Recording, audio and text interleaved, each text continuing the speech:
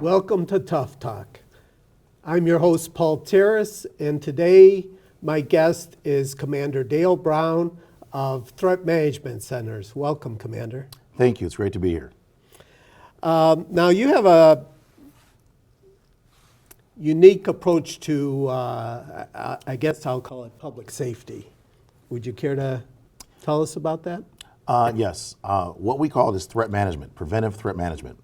What we specifically focus on is how to prevent negative occurrences through nonviolent strategies. So we teach people and provide services to people in their corporations, their communities, their homeowners associations, how to prevent violent situations by creating conditions that center on the use of psychology. So to understand how predators think and then get them to believe this is not a good target, a good community, a good corporation, a good family to target for criminal behavior. And as a result, it turns out that when you create a good quality of life for people, everyone prospers. So the families, the business owners are thriving. We're in Detroit communities, Palmer Woods, Sherwood Forest, the golf course, Harbortown. These are communities that have homeowner associations that we provide services to that create the conditions for them to have a good quality of life free of violence and crime. And we do that specifically by using psychology, understanding law, and having the skills to deter, detect, and defend the community from violent criminals. Now, you're not replacing the police, is Right. that correct? That's correct. What we do is work with law enforcement whenever possible. All of our clients are advised to call 911 first if they believe there's a crime being committed, and then they call us next. If their alarm goes off, they always call us secondarily, unless it's a situation where law enforcement asks that it be confirmed by us. And what we do is create conditions where the law enforcement community can focus on actual violent criminal situations, which were not something we can solve. Which, for example, if a crime is committed and we detain someone for law enforcement, the law enforcement officers would then come and prosecute them. And that is something that we depend on very strongly, since our objective is to create conditions where there is no violation of law, but if there is a violation of law, we need the police to actually prosecute them and take them through the process, the legal process. Okay. So do you patrol communities? Is that one of the aspects of your? Yes. Well, we call it scanning. We scan communities, and that's deterring, detecting, and defending. So specifically what we do is look for situations that are seemingly inappropriate or people that are in the community, and what we do is we talk to them. So we don't know if someone lives there or doesn't live there. These are public streets, not private communities, most of them. And as a result, we can't just drive up to them and say, what are you doing here? Give me your ID or anything like that. Nor do we want to. We want to greet people. We want to communicate with them in a positive way. If they are a predator, what they realize is that there's no real opportunity here. Number one, we're in the area already. Number two, we're having a communication with them when we're talking to them. And when we do, we actually record all our interactions. So if you're a violent criminal, you don't want to have any contact with anyone who's recording you, having contact with you, talking to you, even though it's just positive daily communication. It has nothing to do with restricting access to the community or anything like that. The predators restrict themselves. When they see that there's no opportunity, when opportunity has been denied, they simply pick another community or another situation and they go away without incident. Okay. Now, have you, what else do you do in these communities that you're scanning, I guess? Well, deter, detect, and defend. Essentially what we do is create the conditions psychologically by interacting with people. That's how also we get to know our customers and their family and friends. But also we offer people free training, self-defense training at our facility, the Detroit Threat Management Center, located at 6440 White Street in Detroit. And we offer this training to families every week called Free Family Friday. And that is for anyone who wants some basic survival training, which can help them deal with predators first by identifying them and then knowing how to solve their issues, again, non-violently. We also have police training every Monday. And the police training is specifically designed to enhance officers' ability to subjugate people without injury. So what we teach police officers is not how to police people. They know how to do that. What we do is teach them skill set enhancements for taking people into custody without injury, and also keeping themselves alive and safe through our strategy and tactics that many police officers find very beneficial. Is this something that the police department hires you to do, or do police officers just come in voluntarily to learn these skill sets? We have conducted in-services for law enforcement institutions. We also participate in advanced training curriculums for law enforcement officers for all kinds of advanced training through FEMA. And that's where our staff usually poses as the op forces or terrorists, and the police officers come into the facilities and get certified in everything from close quarters situations involving chemical, biological, nuclear weapons training to school shooters. And then what happens is we're role players, and we work through the university or Detroit Police Department through their academy, and help the law enforcement officers, by being the actual adversaries for their training systems. We also, at our facility, we allow any officer to train for free 1 hour a week. And then other officers, if they want more advanced training, they can pay. We have classes for them individually. And also we charge departments to have our staff go in and our instructors help train them at their actual departments. Okay. Could you describe any success stories in communities that you've had? Well, we've had many successes. We've been, for example, currently in Palmerwood, Sherwood Forest, and the golf course in Detroit, actively now 24/7 since 2010. We've had many situations where our actions directly related to and resulted in positive outcomes without violence, without arrests. Everything from, we had a gentleman that broke into a home, and homeowner came home and said that the individual fled. We caught him before he left the community and got him back to apologize to the homeowner and agreed never to come back, which he never did. He actually, in that case, didn't actually take anything, and in some cases, people are not prosecuted under those conditions, not by our choice, but by law enforcement's decision. But we did take him into custody for law enforcement and detain him for them. Typically, though, what we do is create conditions where they don't actually get into the home. That's what's normal. Or when we respond to situations like one gentleman said that a young man said that President Obama had given him a surgeon's home. This is approximately a 10,000 square foot home, and that this home was now his. The surgeon called us, called the police. We got there first. I talked to the young man, and I explained to him that we have to discuss President Obama's home giveaway in private, away from these people.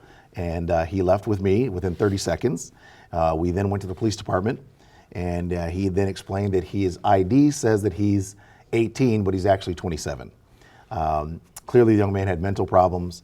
I did not have to handcuff him or fight him. I simply transported him to the police department. They took him to the hospital. He had mental issues. And we've had quite a few mental situations where if you weren't aware, it could have turned violent, definitely. And these people are trespassing, or they're, sometimes saying something threatening. We find a way to create a positive interaction, even though it's a negative circumstance. And as a result, we have no negative outcomes. So we have no shootings, no stabbings, no fighting with these people that are having different types of issues, even domestic violence, where in one case, a man and woman got into a heated argument, husband and wife. They both are armed legally. They both have gun permits. They both pulled their guns, and they both have children present and a mother-in-law. So this is about to be a completely tragic event when one of our staff members, a trained threat manager, who is actually a Marine who just returned from Afghanistan, 2 tours, and trained in our system, he thought of a nonviolent way to bring this to closure. And he talked them down, got both parents to put their guns away. Law enforcement did arrive after we de-escalated them and got the mother-in-law and the wife and the children safely into the car. and de-escalated everyone and got their guns away. And law enforcement took over from there once they left. I'm not sure if there was anything further, but we were able to stop what could have been a tragic event for the entire family.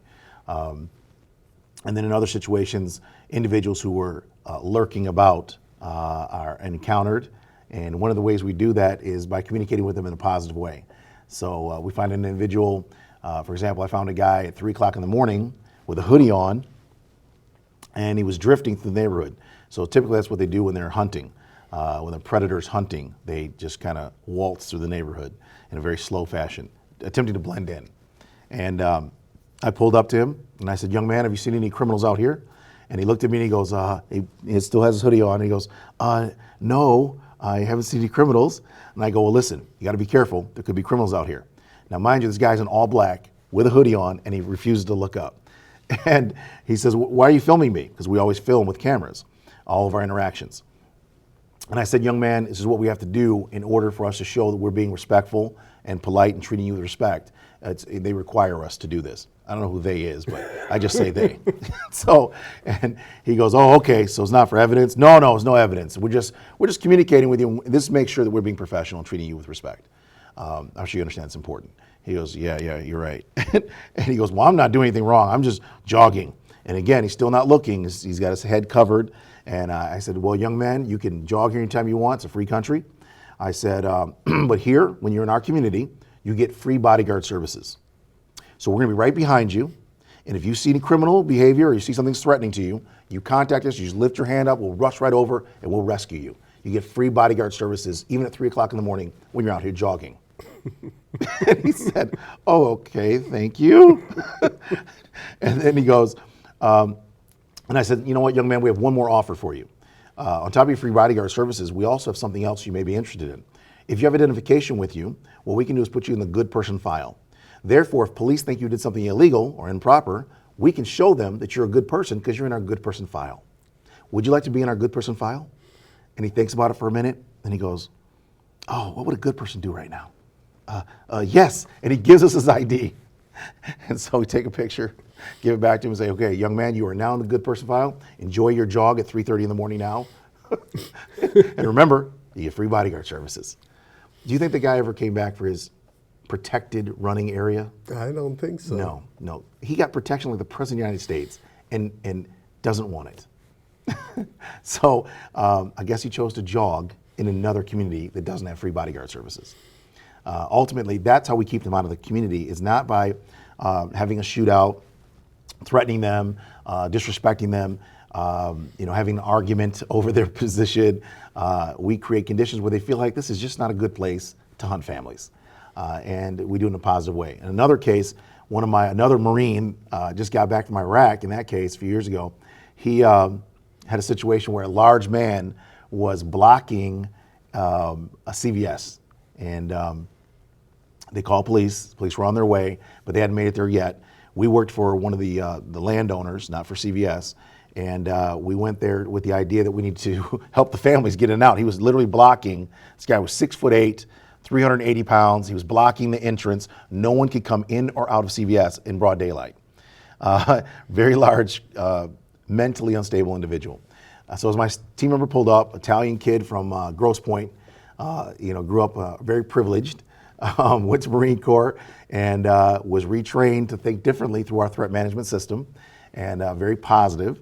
And so instead of using force and violence and come and tackle the guy or shoot the guy, as soon as he approached in the car, the mentally unstable man looked at him and said, "Listen, don't say anything to me. I'm not moving because satellites can read my brain waves."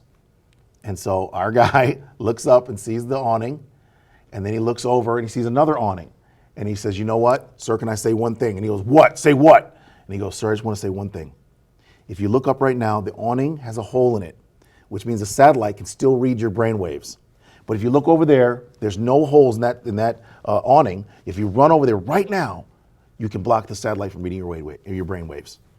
And the guy looked up, and he looked at our guy, and he goes, "Good looking out." Took off running. Situation solved, no arrest, no violence, solved in 15 seconds of talking. Because instead of looking at a way to adversarially approach, what I teach is that we join, mirror, and placate. So we take their side right off the bat. How can we help you have the satellite not read your brainwaves? Now, we could go over there and take them down. We have the skills, but that's what gives us the confidence to remain calm and not have fear. So the reason why we have fear as people is because our brain says, you know what, I don't know what to do for this. And so what we do in training is make sure that we remove all the fear by giving you the skills, gun disarms, knife disarms, takedowns, so you understand what you can do to keep yourself and your family safe, whether you're at work or at home. And as a result, you're calmer, you feel better, and you approach situations not out of fear, but out of a place of calm and knowing what to do. And so we call that competence-based confidence. Once you're competent, then you're confident. And you know what? The human predators, they can read that. And as a result, it calms them down and keeps them from escalating to another level of violence. Just because you're projecting that you have strength and you believe in yourself. Now, are your people, do they carry any weapons? Actually, 2017, we stopped carrying all firearms. And the reason is because we don't need to. Quite simply, if you have talented people that are good communicators, if you have a firm understanding of skills and understand that biomechanically, firearms are just not necessary, especially in situations where you are dealing with people that are trying to achieve something like robbery or any other kinds of criminal activity. Terrorism would be different because in a terror situation, their objective is to kill people. So you wouldn't be able to ward them off, so to speak. So this is not that. We're dealing with people that are creating terroristic situations, but they're not terrorists. So they have no other agenda other than to achieve something. Once we make them believe there's nothing to achieve, it's not really an achievable objective to terrorize, to take from people, to harm people here, wherever here is, they simply move on to another place where they believe they can capitalize on opportunity. And so that being said, the weapons are really just not necessary. What happens is you become weapon dependent when you believe that the weapon is the answer. And so that's where the concept of using guns is used as a crutch. And the reality is it's just not necessary. Corrections officers don't use guns, not because they don't have criminals, not because they don't have needs, because it's not really a tool that's going to help them in a situation. Also because they're dealing with criminals in close quarters, just like regular people. And remember that every police officer that was killed had at least one gun. Most cops have two guns at the time of their death. So the gun is not the answer to survivability. The answer to survivability, increasing survivability in any situation, is to stop the conditions which lead to escalation, which leads to violence, which leads to the criminal predator believing there's an opportunity here. Denying the opportunity psychologically is what creates conditions for you not to have the physical problems. So the concept of using guns to solve a physical force problem with a human is really counterproductive on multiple levels. But if you think about it from the perspective of why do we think guns would help us in a force-on-force conflict? It's just because we were told these things, we were shown these things through television. Personally, I'm a firearms instructor, NRA certified, 5 disciplines. I love guns. I'm a gun enthusiast. I was in the Army. I was an airborne paratrooper. I love guns. But guns are not for public safety or needed for managing human threat conditions. 9 out of 10 situations can be solved. And having a gun around in a situation it's similar to having a gun around for corrections officers. The reality is you're going to be close to people that are predators. And so what happens? Corrections officers lost their guns in close quarters, which is why criminals have to be handcuffed and shackled in order for the corrections officers to actually receive their firearms when escorting criminals. Because even then, one guy, 50-something years old, took control of law enforcement officers' guns at a hospital, shot 4 of the officers, or escaped from them and shot several of them. He got outside and actually killed and carjacked a man outside the hospital. This man was in his 50s, and he was clearly handcuffed and shackled prior to this. So he used the guns of the corrections officers to gain his safety and get himself out of there. He was later captured by law enforcement, but would have been much better had there been no firearm for him to acquire and then use that to get himself free from his criminal sentence. And now another citizen's been killed. So the reality is the gun is normally counterproductive in close quarters. Now, can it help you at a great distance? Yes, but most of your threats are not going to be at a great distance. And so that's where we can help you to know the difference in the distances and how to create conditions where at a great distance you don't have a threat. You simply have a way to get away from that. And it works. So what we're talking about is theoretical ideas of guns versus real life application. You're more likely to accidentally shoot yourself in the leg, or have a furtive gesture shooting where someone thought something and you shoot the wrong person, or shoot someone under inappropriate conditions. That's what's most likely going to happen, more so than you using this gun in some extra tactical way under force and conflict conditions. Very, very abnormal to use the gun in a situation where you're dealing with another person with a gun. It's very rare, very rare. It seems like your personnel are using their brains a lot more than physical force. Would that be fair to say? Absolutely. And we look for people that are family oriented. We look for people that are mature, 25 and over. We're looking for people that are thinking about their future as staff members and team members, because we need people that can outthink problems, not create them by a lack of thinking. And that's the natural result of people who are not smart, is you're almost always going to have some type of hostile interaction leading to violence, simply because the person has a limited understanding of human behavior.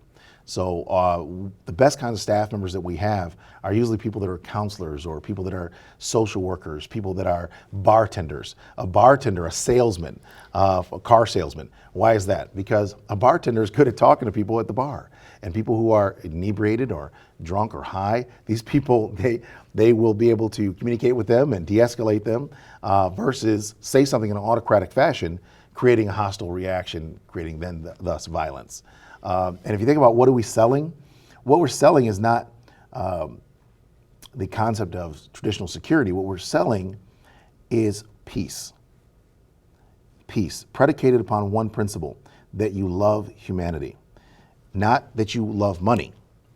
You have to love humanity, because if you look at people as a physical object instead of a human, not only is that disingenuous, but it leads you down a negative path. You look at humans as threats. You look at them as something out of fear, and that fear will cause you to make an action. And you should never allow fear to dictate your actions. You should only use facts, which you can't do if you're scared. And the only way you can overcome fear and being scared is if you have training.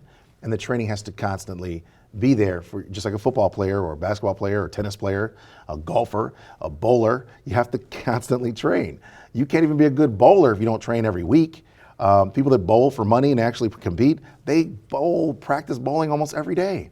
And so if we're going to protect human life, we have to constantly train to do so. And when we look at human beings, we have to look at them as family. Everyone you come across, doesn't matter what they look like, what their religion is, they are your family members. They are your human family. They're a part of the human race. We are all related, and we have to look at all people that way. And when we do that, when you look at their behavior, you're going to see it totally different when you say, could be my cousin, this is my uncle, this is my daughter, this is my son. And they're acting in a hostile fashion or inappropriate fashion. When you look at them, you're going to have a completely different perspective if you think of them as family than if you think of them as a target or an enemy. The moment you start looking at humans as a target, an enemy target, then you only have one real path, and that path is never good. So once you look at this as a real human, every person, I don't care if they're high, drunk, having mental problems, drug interaction issue, could be a doctor, a dentist gave them one medicine and didn't realize they have another kind of medicine already in them from a cold or anything else, and those two drugs interact in their system, and now they're out of control. Someone slips them a drug at when they're drinking in a bar or something, and now they're out of control. So if you're using their behavior on this particular day, where they're depressed or they're not themselves, that's not being fair as well. You're now judging a person on one day, one moment of them being depressed or under the influence of something, and then correlating that with a physical action. That's not good either. I mean, imagine you having a bad day or your family member having a bad day, and that being used to determine what you're going to do to that person. What if we looked at it like an aunt or uncle or a son or daughter that's out of control today, and found a way not to injure and kill them? And that would be the best way to handle your own family, which is what we do as people. We don't figure out ways to articulate why we had to shoot a family member at Thanksgiving because he had a knife. Our family member was at the Thanksgiving and grabbed a knife in a hostile way, at which point I had to use my CPL to shoot my family member. I'm sure it has happened, but that's not good. What if we looked at it like, you know what, that's our crazy uncle, we need to tackle him, get the knife out of his hands, or crazy aunt, let's get the get the knife and tackle him and sober him up and sit him down. That's what we normally would do. Most humans don't figure out ways to legally kill their family. And so that's what we do, is just take that same philosophy and use it while out protecting communities. Look at everyone as your family, protect them the same way you would your own family, and you're gonna have a much better outcome, especially when you interact with people. If you look at people and say, oh, this could be a target, I'm in fear of you, you're gonna talk to them in an inappropriate way, which is gonna cause them to be angry with you. If you looked at them like family, if you talk to them with respect and positive interaction, positive energy, they respond that way. Here in West Bloomfield, where I live, right around the corner from the studio here, my alarm went off when I first moved here. A police officer was there within a couple minutes. It was so fast, I still couldn't believe it. I thought, who's opening my door? The officer was coming through my screen door. This police officer was so professional, so polite. He literally read me as I approached. He didn't draw his gun. He didn't, yell commands. He said, hello, how are you, sir? I said, oh, fine, sir. I must have set my alarm off. And he could tell by reading my body language. This officer right here in West Bloomfield was so positive, so professional, that he was reading, verifying, checking without offending me, without being aggressive. He's actually in my house because the door was open and the alarm went off, and he, in a very strategic way, got into the house and was very professional. If all police officers were like that, we of course would have a lot less problems across our country.